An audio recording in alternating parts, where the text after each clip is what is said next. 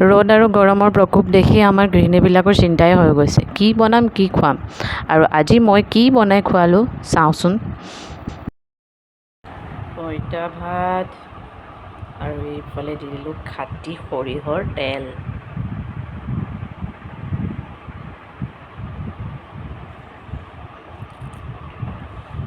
আৰু এইফালে হৈ গ'ল পোৰা আলু পিটিকা, বুটৰ চাটনি, পিঁয়াজ, আদা, ভোট জলকীয়া, নেমু, নিমখ, বেহুৱাই।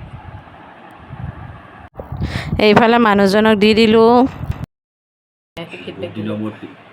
পঁইতা ভাতৰ জুতি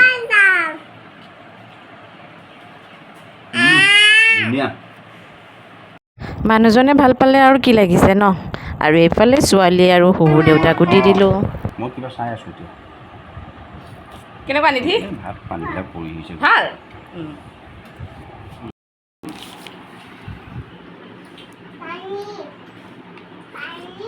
কেনেকুৱা লাগিছে খাই? বেয়া লগা নাই। আগতে খাইছিলে নাই পঁইতা ভাত? পেচাৰত খাওঁ আমি ক'ত আজি কিমান বছৰৰ মূৰত খাইছে? কিমান বছৰ নহয়, আমাৰ গৰম আহিলেই আৰু আমাৰ খাই ন? গৰমৰ কাৰণে। আৰু শেষত ময়ো খায়েই দিলোঁ আৰু খুব ভাল লাগিলে খাই। এনেদৰে গৰমত খাই খুব ভাল লাগে আৰু সকলোৱে চাগে ভাল পায় পঁইতা ভাত খাই। আমিও ভাল পালোঁ।